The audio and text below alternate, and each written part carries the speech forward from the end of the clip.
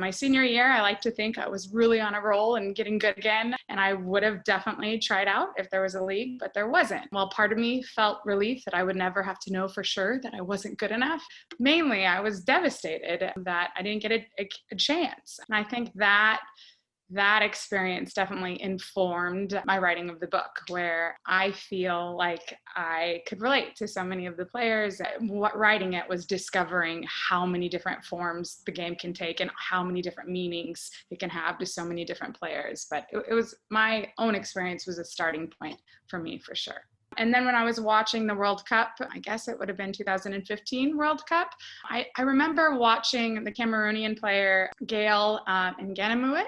She was the one with the crazy, colorful hair, and she scored a hat trick, and she was just sensational to watch. And then I went and Googled her, and there was nothing. Like, you could find nothing about her. And it just occurred to me, like, I have no idea what it's like to be a women's soccer player in any of these countries. We don't hear anything about their experience. What's it like to play professional soccer in Cameroon? I legitimately didn't know whether they were famous and superstars or nobody's making nothing. I mean, there was that, and that was crazy to me. A little girl, when I was growing up, could not dream of being a professional soccer player because it wasn't a thing. Therefore, you went and had other dreams, and soccer escorted you on your chase to something else. And I think that's kind of awesome. I mean, I've always been kind of the mentality that sports are to love and to play. To me, like, sports at its best is, giving your all to something, and the women do that and then have other lives. And hearing about plastic surgeons, and I mean, my Duke teammates are doing just ridiculous things. Sports, it was never the end goal. It was always just a part of it. I love hearing stories of people are still playing, even if their professional career is over, even if the pro league folded and they gave it up. I think as an American, you take for granted that soccer got us college educations. And writing the book, I became so aware that that is not how it works in other countries, that a lot of times if you play in England or in Nigeria, you're choosing soccer instead of education. I get kind of emotional talking about the Riveters. I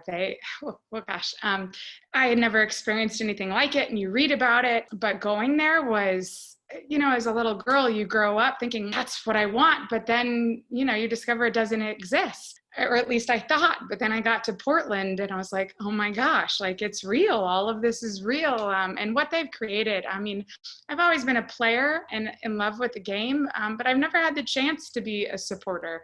Turning a sports experience into something that went on to help the whole community was awesome. And, I had my little boys with me, and to have them in the stadium, and no concept that they're watching women, it's just they're watching players. And that was awesome to me. And just the Riveters did a great job of making space for introverts, where maybe the drums, maybe being a capo wasn't your thing, but if so, here's what you can do. Here's the way you can help. And I also think Angel City has already done a good job of having their spin that's a little different.